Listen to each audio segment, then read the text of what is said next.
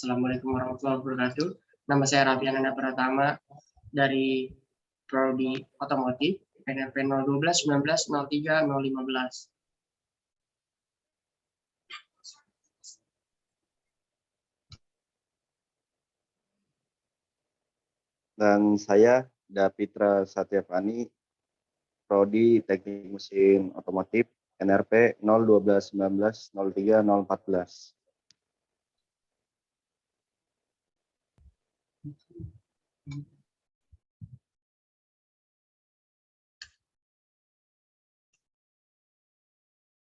Ya, jadi di sini untuk materi pertemuan pertama kita ada pivoting. Ini pivoting itu sebenarnya tujuannya untuk membuat sebuah produk atau service atau baru yang dimodifikasi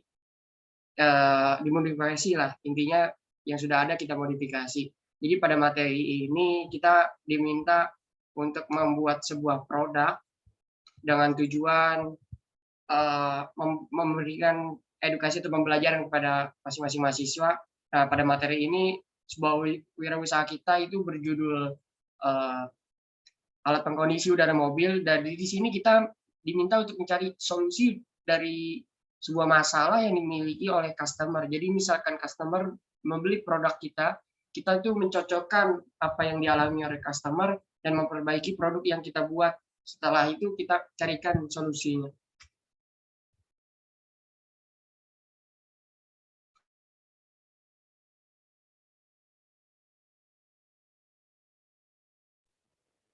Jika pelanggan potensial menunjukkan keengganan untuk membayar harga untuk produk atau layanan Anda, meskipun mereka menyukai ide itu jelas menunjukkan bahwa produk atau layanan bagus untuk dimiliki dan bukan harus dimiliki.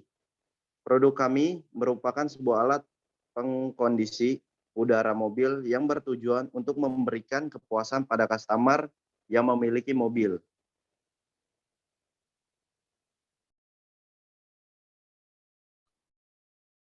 Ya, jadi pada pertemuan 3 aktivitas 1 di sini kita menjelaskan ya pada sistem kendaraan itu ada AC mobil, jadi bertujuan untuk memindahkan udara dari luar itu ke dalam ruangan. Nah, dari kipas ini berupa udara luar yang dikombinasi dari udara luar dan dalam ruangan, jumlah aliran udara dan kecepatan udara disesuaikan.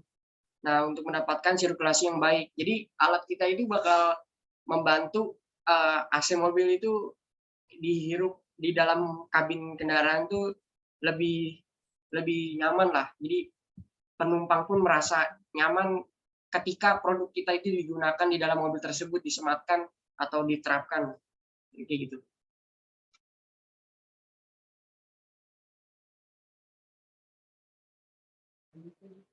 Produk kami merupakan sebuah alat yang berfungsi memberikan udara AC yang lebih sejuk dengan memanfaatkan teknologi yang ada. Oleh karena itu, kendaraan yang akan menggunakan produk ini dapat merasakan kualitas dan juga memanfaatkan untuk penumpang yang ada di dalam kabin. Ya, di sini ada supply duct, itu saluran udara keluar. Jadi saluran udara yang dingin dari dalam kipas ke dalam kabin atau ruangan mobil. Nah, di sini ada supply outlet atau lubang. Jadi untuk mengatur arah aliran dari fan agar udara terdistribusi dengan baik di dalam ruangan. Untuk kenyamanan, jumlah pintu keluar ikut bermain juga. Jadi di sini ruangan tertutup, ruangan harus dalam keadaan tertutup. Jadi di dalam mobil benar-benar tertutup, semua kaca, jendela harus tertutup dengan rapat supaya alat ini memang bisa bekerja dengan baik lah, supaya tidak ada udara luar yang masuk ke dalam kabin, tidak mengganggu sirkulasi dari AC tersebut.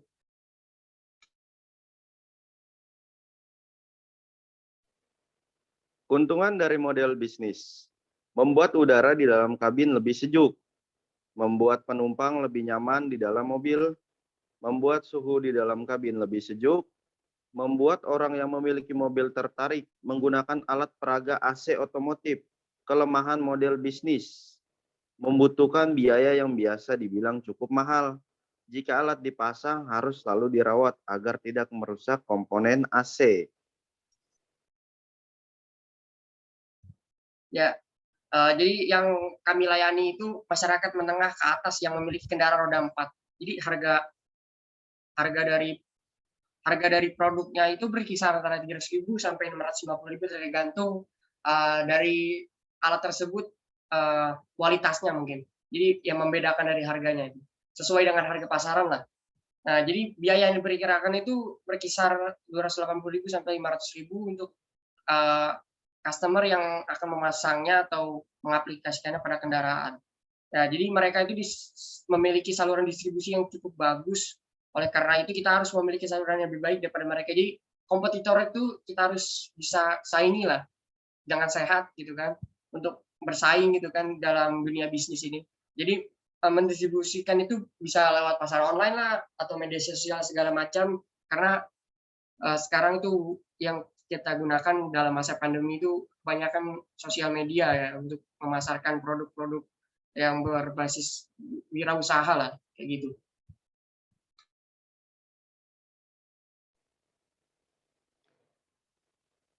Pertemuan keempat, activity kedua, problem, perlu dilakukan perawatan. Jangan digunakan ketika pintu mobil terbuka.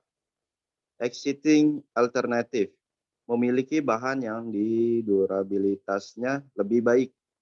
Solusinya, pembuatan cabang penjualan produk menggunakan robot untuk memproduksi alat dan mempercepat proses produksi alat. Di sini ada key metric dari pada tabel yang kita buat. Jadi rekomendasi dari testimoni terdekat, pemasaran lewat media sosial yang cukup luas. Jadi ada unique value proposition dengan harga yang bervariasi, tetapi kualitasnya sangat memuaskan. Jadi harga bervariasi, pembeli itu merasa sesuai lah dengan harga yang dia beli, kualitas yang dia dapatkan. Terus di sini juga ada perawatan yang cukup mudah. Jadi alat kami itu sebenarnya itu perawatannya cukup mudah lah. Lebih ke arah melihat alatnya tersebut apakah masih layak digunakan gitu kan atau perlu dilakukan perbaikan. Terus juga daya tahan dari alat kami itu cukup tinggi durabilitasnya. Terus bisa dipasang di seluruh jenis kendaraan yang ber-AC.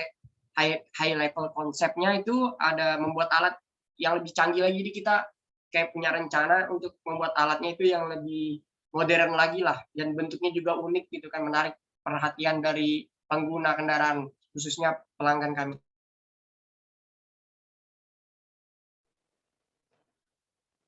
Unfair Advanced merupakan teknologi pada masa depan sangat memanjakan pelanggan.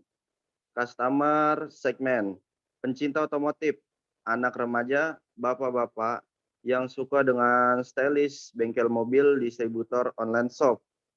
Channel, metode ini dari pemasaran kami melalui teman terdekat terutama untuk testimoni dengan distributor yang sudah profesional mempromosikan barang melalui media sosial.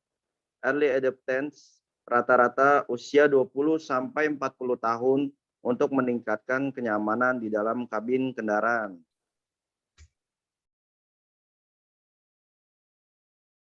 Ya di sini ada cost struktur ya. Cost struktur tuh jadi ada biaya produksi kami sekian, jadi bakal kami tentukan. Terus gaji dari pegawai kami akan ditentukan berapa sesuai dengan kinerja mereka. Terus di sini juga ada biaya dari promosi. Promosi ya jadi kita mengeluarkan biaya untuk mempromosikan produk kami itu kita perlu biaya ya kan. Misalkan butuh jasa dari ahli komputer atau segala macam. Terus di sini juga ada biaya jasa pengiriman dari jadi para customer misalkan belinya lewat media sosial atau online, jadi kita pesan lewat jasa pengiriman untuk melakukan pengiriman ke rumah mereka masing-masing. Jadi juga ada jasa pemasangan. Untuk yang delivery home kita perlu juga jasa pemasangan dari teknisi kami yang akan datang ke sana. Jadi di sini juga ada revenue streams. Itu pembayaran itu bisa dilakukan oleh pelanggan yang membeli produk di tempat. Yang kedua juga ada pembayaran langsung saat melakukan delivery order oleh pelanggan.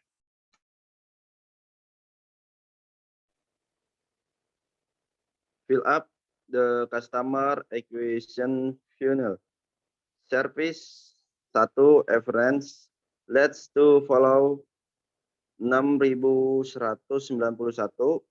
prospek 1.370, customer 159, target market 6.000.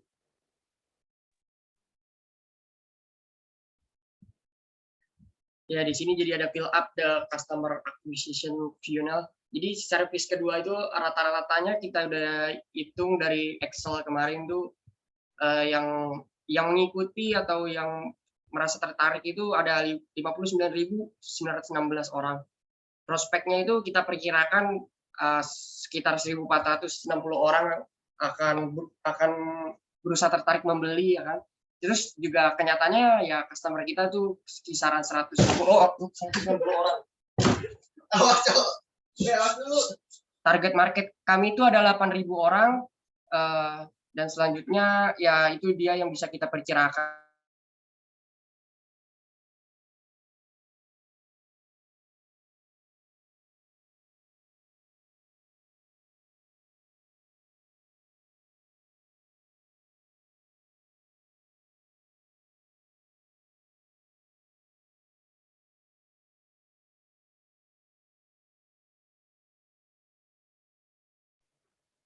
Fill up the customer acquisition funnel.